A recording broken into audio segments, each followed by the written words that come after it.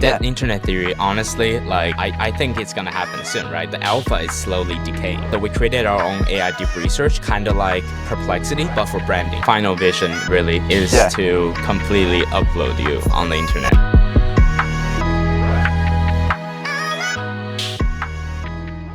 So, Sky, I see that you are a CEO at Imagine AI. And I looked into Imagine AI just a little bit. And when I clicked on the LinkedIn profile, I saw it says drive sales by aura farming on LinkedIn.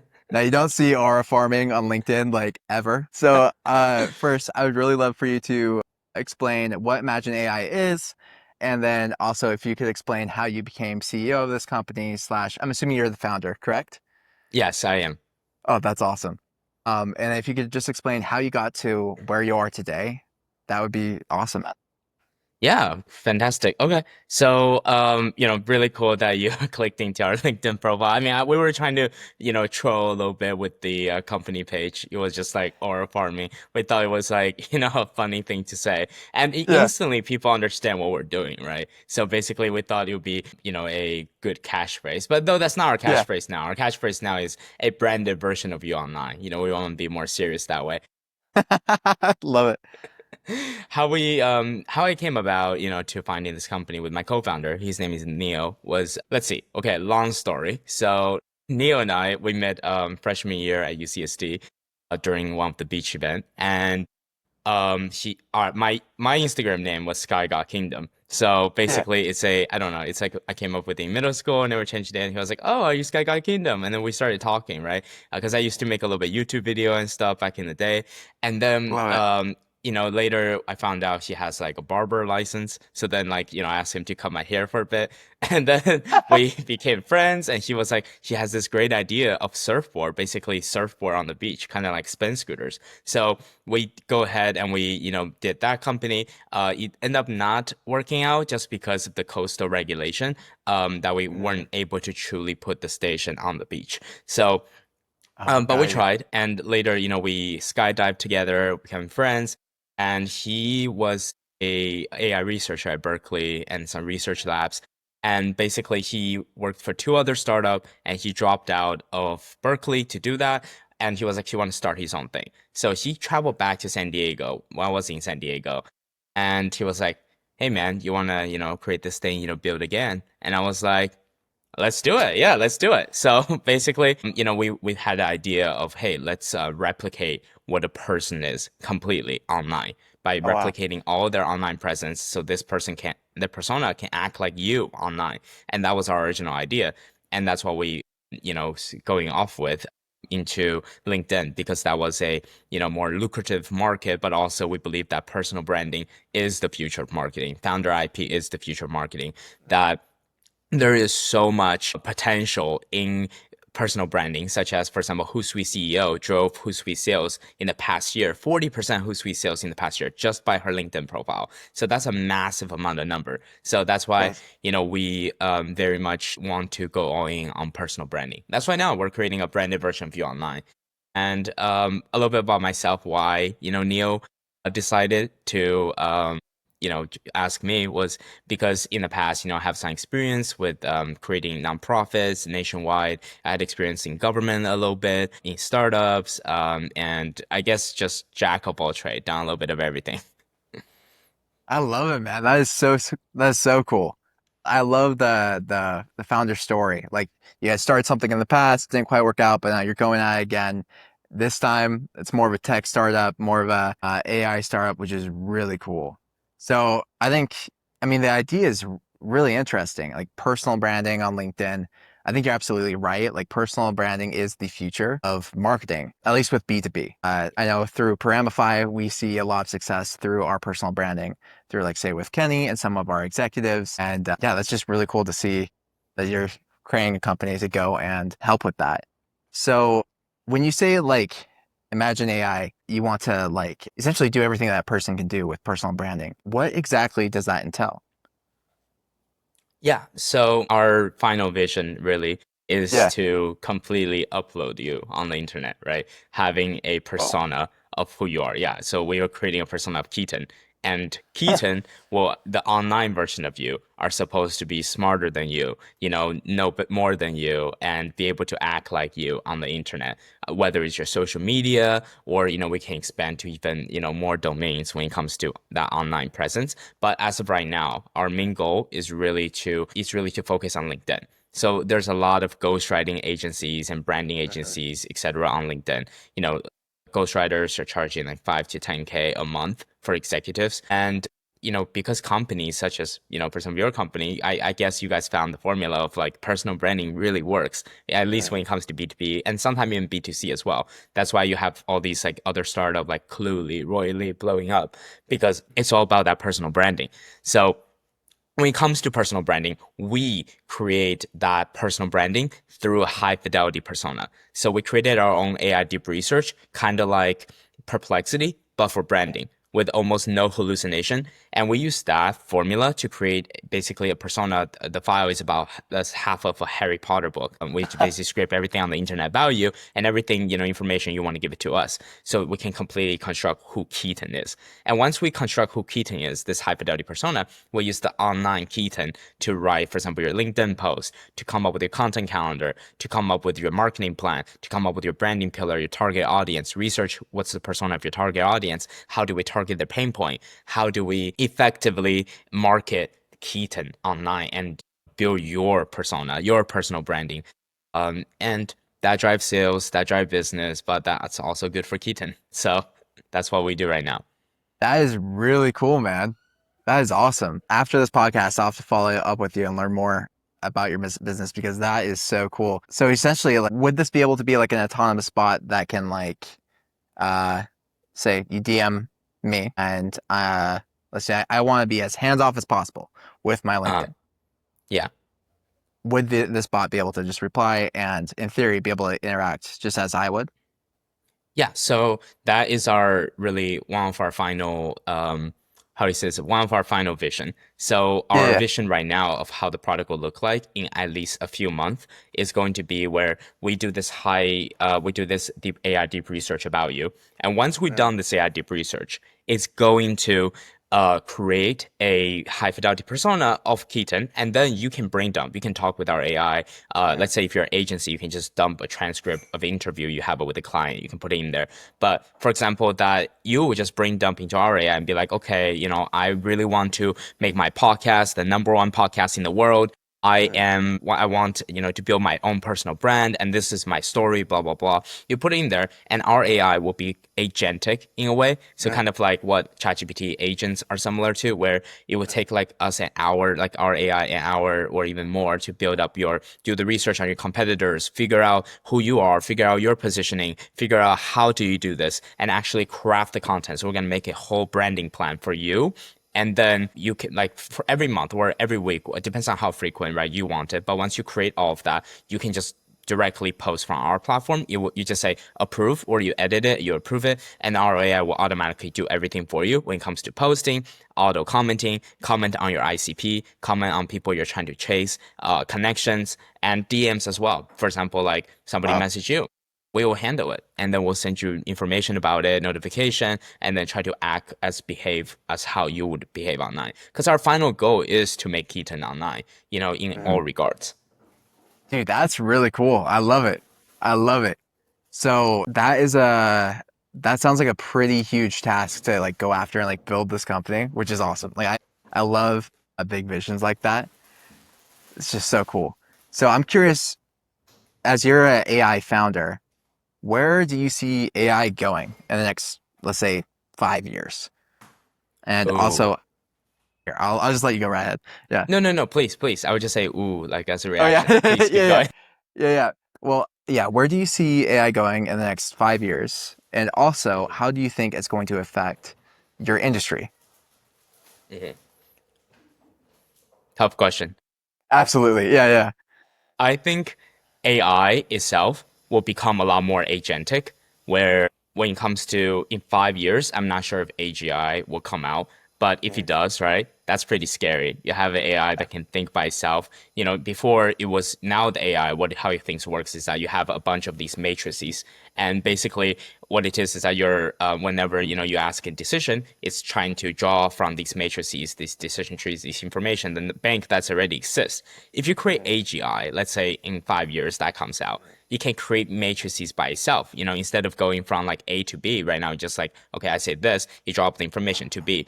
It can say, how do we get to C? It's going to figure out its own way of B, C, D, E, and then come back to C. So essentially, when it comes to AI, it's gonna get scary in 5 years. But I think we're riding on the wave of AI, especially on what we're doing, because as AI gets smarter, we are able to make Keaton smarter online. That Keaton can think like how Keaton actually think and create new ideas and be an older and wiser version of Keaton. And that's really what our goal is. But the way I see how AI will evolve is it's going to get to that point. I mean, right now I know that there's another breakthrough when it comes to the base model. So soon, I think ChatGPT 5 or that generation of models will come out. And who knows if we do get to AGI in 5 years, I think our company will really be at the forefront of the wave as we're trying to replicate people online. I mean, I know that this sounds super abstract and very cliche, but have you seen that movie called Upload or that TV show? I have. Yeah, yeah. So, like at one point, right, it's going to get to that point where you just have all these digital people just living online. And I'm not saying that it will completely replace you, but I'm saying like at one point, I think that's something that might happen. And with what we're doing right now, we're just trying to, automate your social media or, creating a branded version of you online. But in the future, if AI gets to that stage, we will be able to do a lot more cooler things like that, where, we have a digital Keaton just online. Let's say you hop off, you're eating something like, I don't know, VR, right? Or some Yeah. kind of new digital world. And a person that's almost identical to you, like your digital twin. I know that sounds so cliche, but it's going to happen. That is so interesting, man. I love it. That is kind of a scary future as well. Like really cool, but also kind of freaky, right? Because it makes me think makes me think of the dead internet theory, right? Where that's really gonna come into fruition. But I think you're right. I think that's definitely going to be a huge element of the future, whether we like it or not. I think it is happening. That's really fun. That's really interesting. Yeah, man. I mean, the dead internet theory, honestly, like, I think it's gonna happen soon, right? The alpha is slowly decaying, where, Right. there's more and more automation. People are using AI to write everything, right? Even now, it's real people making those decisions. But ultimately, the content, a lot of it is AI. So that Right. the alpha is decaying and it's becoming, increasingly true that we have these, just completely digital and artificial and dead internet. Oh, the idea now still come from real people like me and you. We Hmm. come up with the idea, we post them, right? We give the information, even our product, right? You will brain dump into the product in order for our AI to figure out plans and etc. for you. But at one point, you don't need to do that anymore if the AI can think for Hmm. itself. Yeah, which is super interesting. And that makes me think also, I wonder if say let's say this is our future in 5 years.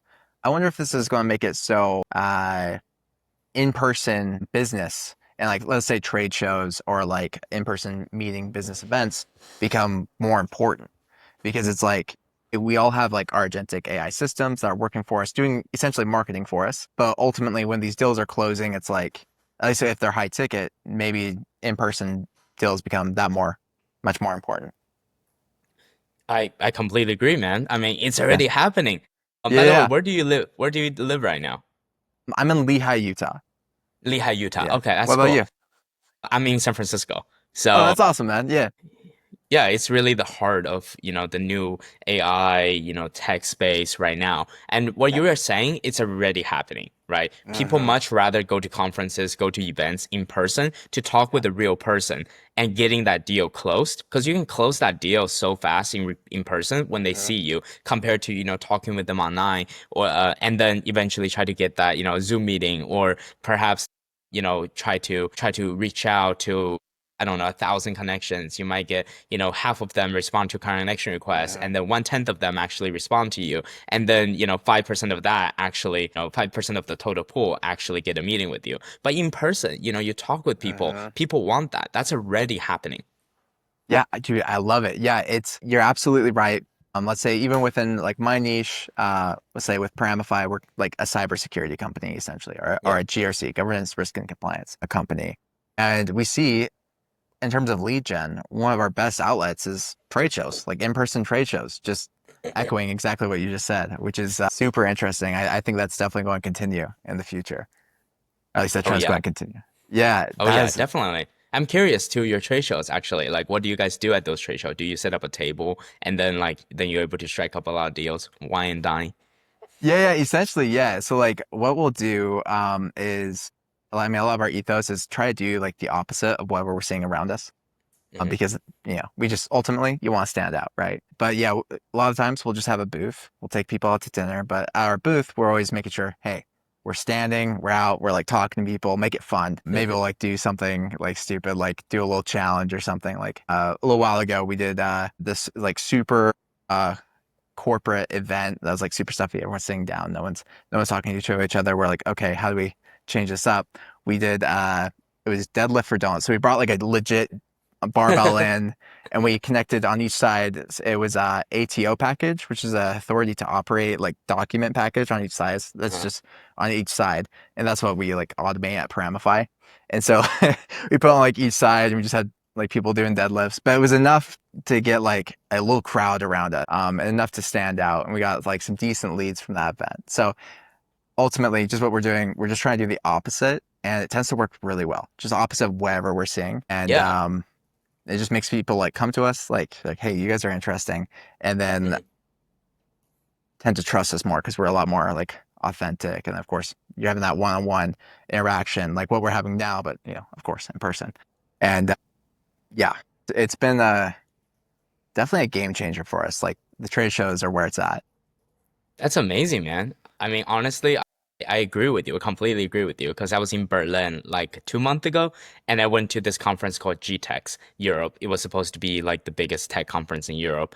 And Yeah. basically, they have like literally brought like soccer goals. It's like if you score the goal with their AI, which their machine will try to block the shot. But if you score it, you're gonna get a PS5. And then there's ones where, you can use the claw machine to grab little gifts, or, I remember it was IBM. They came up with Yeah. they show you how IBM analytics is. They took out like one of those like F1 like driving like car simulators, and that was really cool. They show you lifetime what IBM is doing with those Yeah. data. And so essentially, definitely, I totally agree with you. Trade shows or just in-person conferences are everything. Dude, I love it, man. I know that Imagine AI, like you guys just recently started up, but have you guys tried any trade shows yet, or are you planning on doing some in the future? Yeah, so definitely are planning to go to some conferences in the future.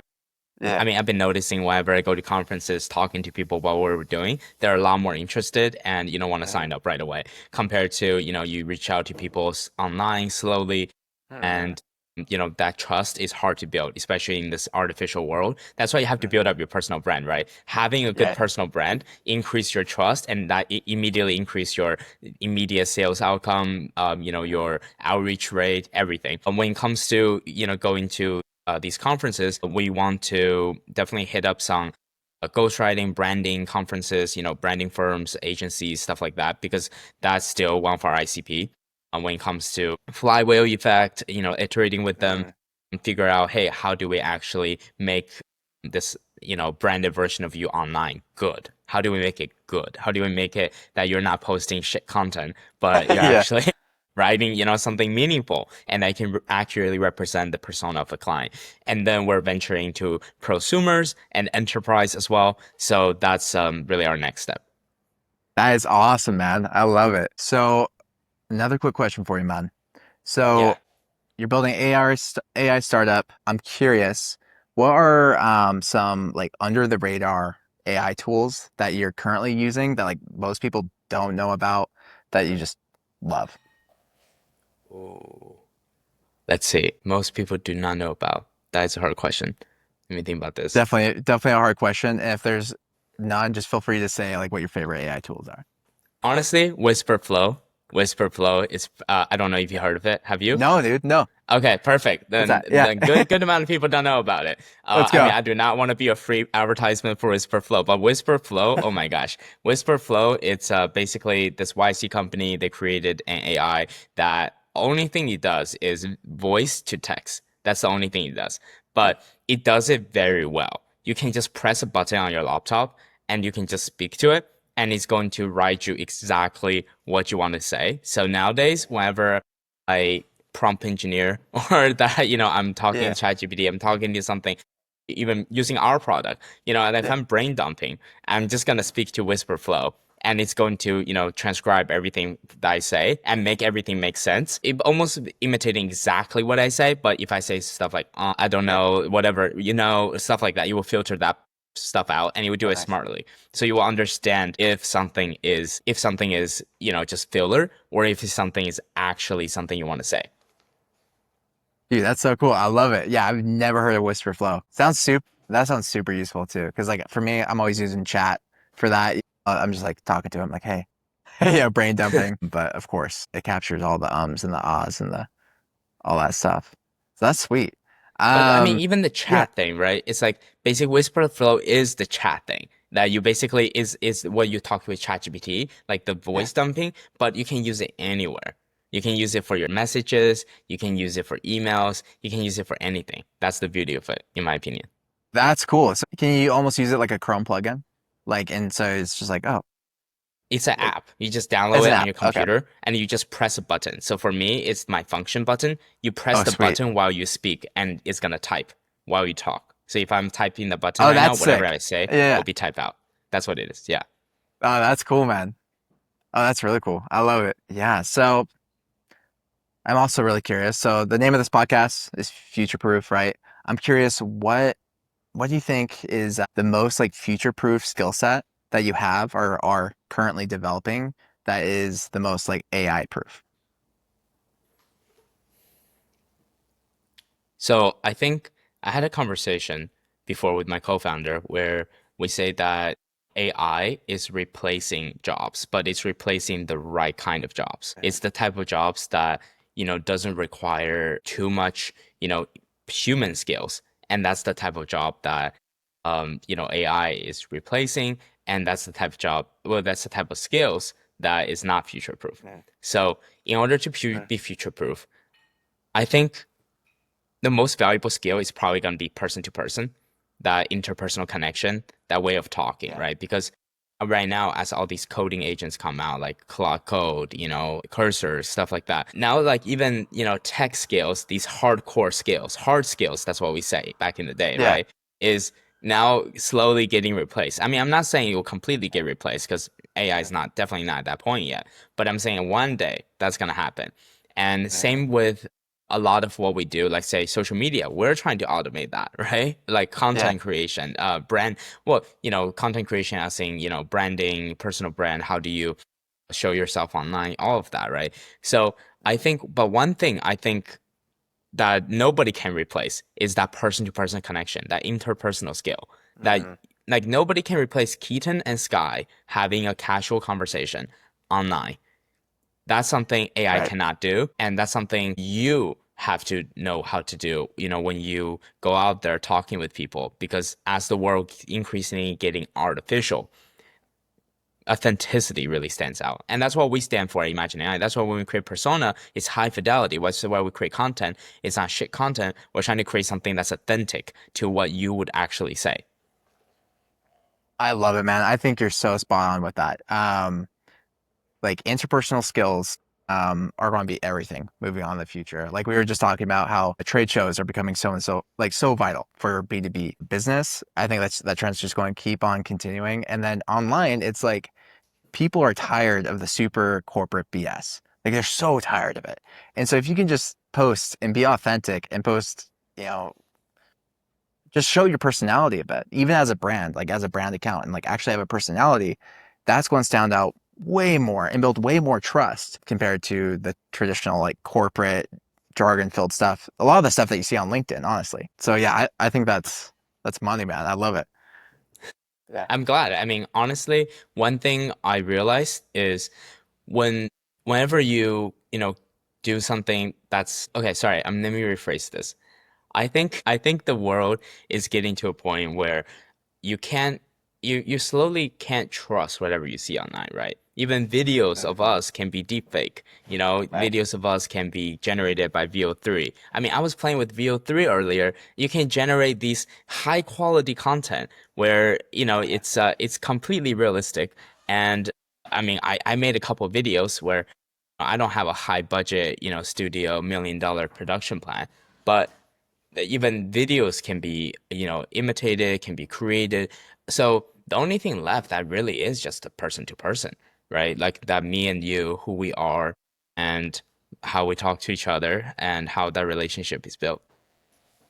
I love it, man. I think you're spot on there. I completely agree. So I'm curious. So as you are a founder yourself in a B2B company, I'm curious, what advice do you have for someone that is just starting up their company and they're starting a B2B SaaS company or B2B AI company?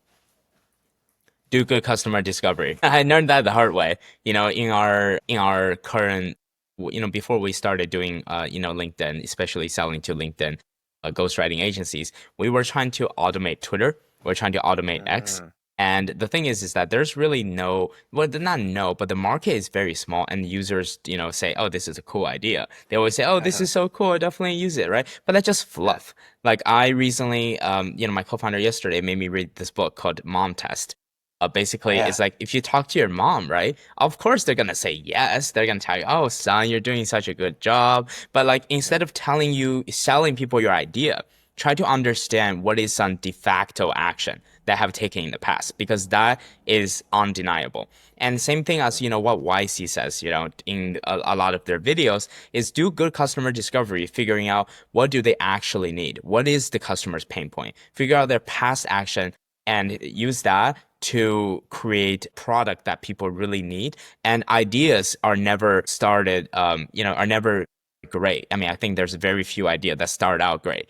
Most ideas are shit ideas that slowly turns great as you do more Mhm. discovery of your customers, as you figure out more of what people actually need. So I say the biggest advice is just do good customer discovery, reach out to people, talk with more people, and figure out what people actually need instead of what you perceive them to be needing.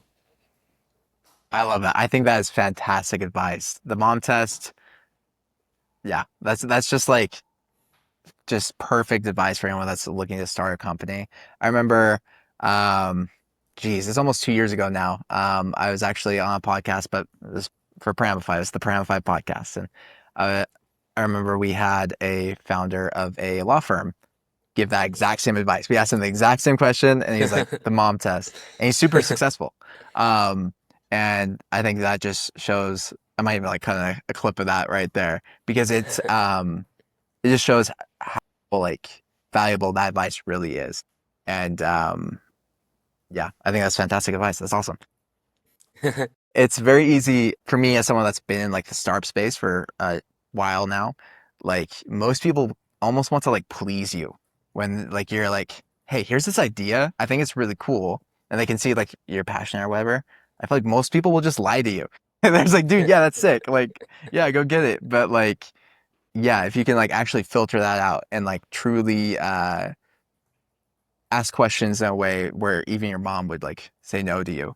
Like, no, that's trash. It's perfect advice. No, absolutely. I mean, honestly, you're right, right? Like people will compliment you. People will try to tell you Yeah. how great you are, how great your product is. But at the end of the day, that's just fluff. Because what you need to really figure out is, do they like your product? Do they like your person? Right? Like, I mean, even if they do, like they like your person, is your product actually useful to them? Will they actually be paying this amount of money for your product and continuously doing so? Not just because, they like your idea, you seem cool, or, Yeah. they're trying to please you, but rather, so therefore, compliment is actually bad for you.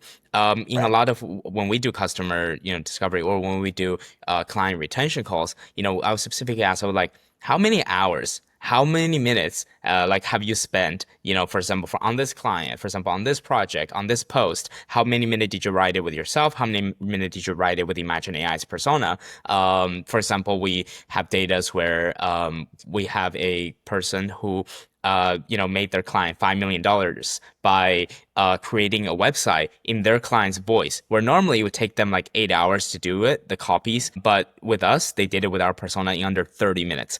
And they were able to land the client that $5 million deal. And the only thing that came out of that client's mouth was holy shit, because he thought he wrote the whole thing himself.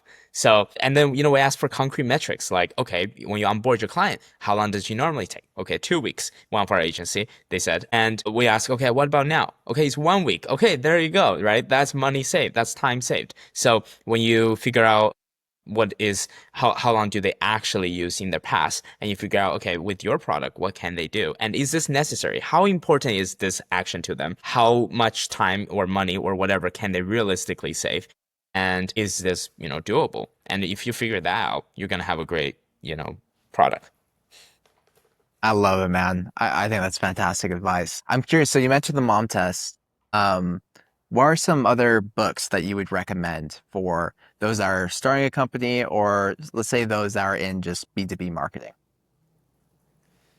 Ooh, interesting. I would say definitely read Paul Graham essays. Like, I mean, I know it's not a book, but Yeah. those Paul Graham essays, they really carry the truth. I don't want to sound like a preacher, holding a Bible. It's like, oh, this is what you should read. But no, I Yeah. mean, it's the truth. It's absolutely fantastic. I mean, at first I was kind of like, oh, okay, like I mean, I'll read it, and I started reading. I was like, wow, this guy is spitting fire. One of the big things that we realized was that Yeah. we need to contain our fire, right? When it comes to creating a product, because when you spread out, to start disseminating your product, start distributing, doing GTM, a lot of times is that maybe your product isn't ready. For example, your product may not be as useful yet, and you're churning through connection, you're churning through contacts, you're churning through potential clients. But when you make sure your product is so good that you work on it, you iterate, do things that don't scale, and you iterate on with your handful, or like, I don't know, however much clients you can handle, and you work with them, and your product is so good where you can no longer contain the fire, where it's burning your hand. That's when you let go, and that fire will spread everywhere. I love it. Dude, that's a fire quote itself, dude. I love it. That's sick. Yeah. So I'm also curious, I asked you like what is the most like unknown useful AI tool that you've been using that you'd also recommend. But I'm also curious, just what are your go-to AI tools that you're using on your day-to-day to make sure that you're on top of the game?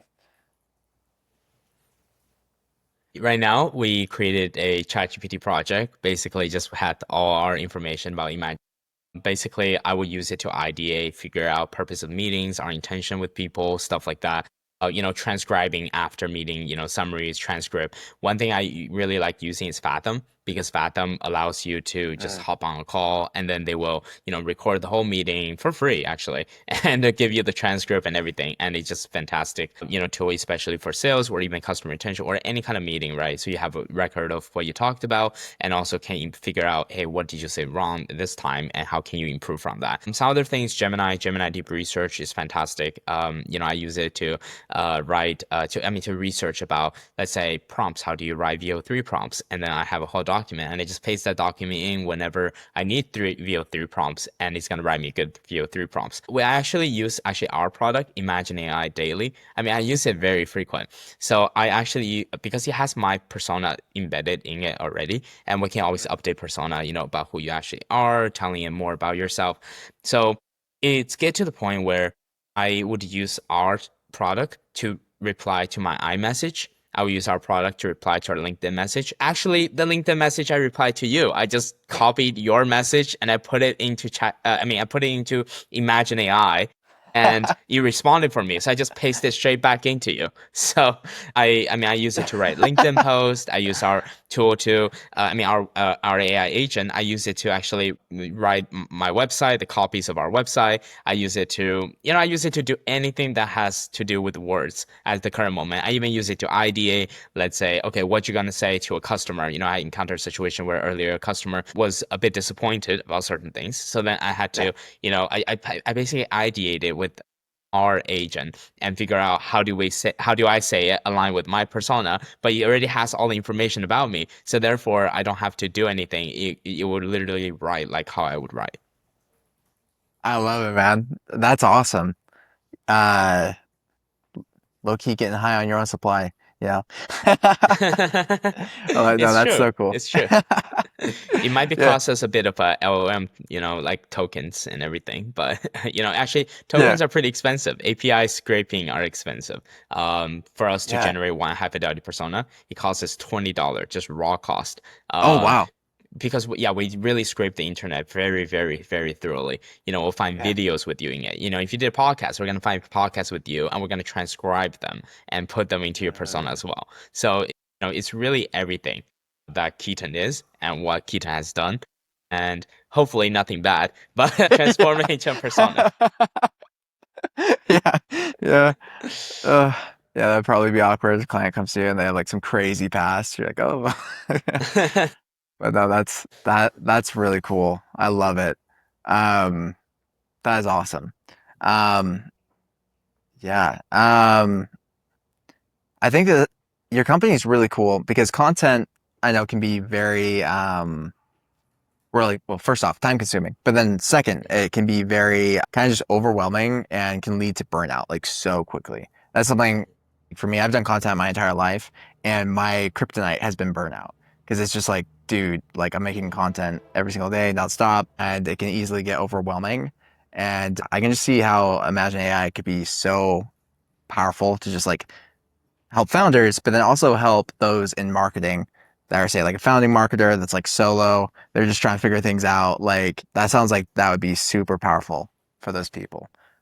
Just super cool. Yeah. I'm curious with your thoughts. Again, being a AI founder, what do you think is like hype versus like what's actually working currently right now when it comes when it to comes AI? to when it comes AI. to AI, like Yeah. you mean products out there, or do you mean tactics for marketing or something like that? Both. Mm. Um, well, let's see. No, yeah, Well, you're for good. pro Yeah. I'm thinking. I mean, for products out there, obviously, there's a lot of slops when it comes Mm, to products.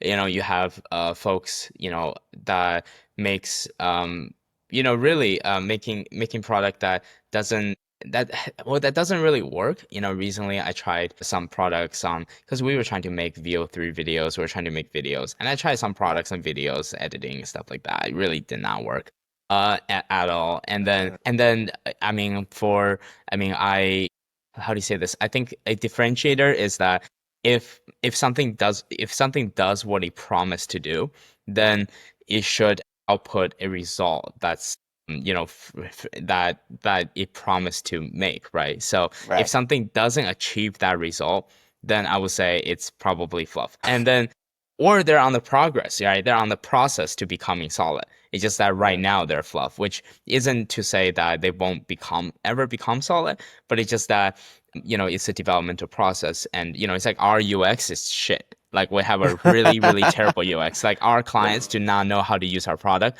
without us handhold them through every single step. Like we have an investor who's a VC who's on like one of the 21 people that's on Jimmy Dimon's advisory board, VC Wow. advisory board. So he's really big. Yeah. He wanted to use our product, right? And we had to like handhold him and teach him every single step of how we actually do it, because our platform right now, our UX is not intuitive. But that's not to say our technology is not. So essentially Right. it's still a development process of like how you're going to become so easy to use, or not even just that, but just actually deliver the result that you promised to deliver as a new user, for example.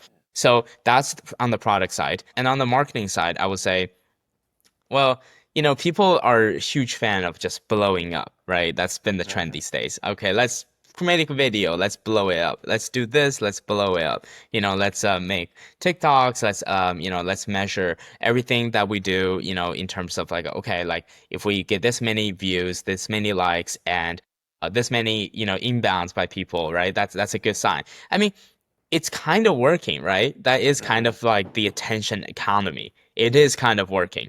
But Mhm. I would say for the long term perspective, creating viral videos, viral content, it will work for a short burst of time. And if you have a good product, you're going to retain those people. But if you don't, and you're just creating viral content and, to gain more attention, but without, user retention, without actually keep iterating on your product, keep making it good, and having sticky customers who really really really love you, then I would say that probably doesn't work. So I would say just it Yeah. really depends. It really depends on what actually you're doing. Because if your goal is to be a $1 billion company, then you need to think more wide and long-term strategy to not churn all your bridge at once and Mhm. contain that fire and do that GTM, blow it up at the right time, and you're gonna do fantastic. I love it. I love it. Okay, Sky, last question for you. And this is, how are you making sure that you are staying future proof and you will never be, let's say, replaced? Yeah. Wow, that is hard. Yeah, yeah, yeah. I mean, it's hard to stay future proof, right? I feel like a lot of Mhm. things, future can change so suddenly that 100%. innovation, we didn't even think that mobile phone was possible until, quite recently, in human history. Mhm. We didn't think that we don't really have to, well, at least in, more developed country, you never have to worry about food again. But, Mhm. if you have a certain amount of, you have a certain amount of income, you're not below certain levels. But the thing is that technology and innovation are moving a million miles an hour. Mhm. To stay future proof, I think for me, so I have experience, with government. So I was the student body president for UC San Diego, and I was elected the co-chair for the UC Council president. So in that capacity, I was able to raise $150 million. And then in the past, I have started a nationwide nonprofit that went on to 53 cities, 18 states. And I done some other things, in the mix. But I think my background positioned me to do politics. So Mhm. in the future, in conjunction of changing life through innovation, if possible, if we are changing lives, then I also want to go into politics. For example, I do want to run for mayor of SF, perhaps in 7 years, run for Wow. Congress. I want to change the world, reform United Nations. There is so much dream and possibility that a person can do. Like Martin Luther King Jr. said, I have a dream, and I have a dream too, to make this world a better place, to make a difference in what we can do. So I think that's how I stay future proof, is having the heart of making a difference and chasing after not just companies but also politics, where I don't think people will ever elect an AI politician, at least in the next Mhm. 100 years. So I think that's how Yeah. you stay future proof. Dude, I love it. So essentially, dream big and go after it, right? Make Yeah, and things dream big and happen. go after it. Like what Yeah. JFK said, Yeah. that he said that we'll get to the moon in 10 years. He set a goal of getting to that moon in 10 years. And we got to the moon in 10 years because there was a goal set. So if you have a dream, set that goal, go for it. And if you can reach it, there you go. And I'm still on the process of that. I love it, man. Me too. Dude, Sky, thank you so much for, coming on my podcast, being the first guest. It's been a pleasure meeting you and having you on. Yeah, thank you so much, man. I want a plaque. When you get big, I want a plaque. Dude, I'll be sending it to your house, dude. It'll be I awesome. appreciate that. Thank you.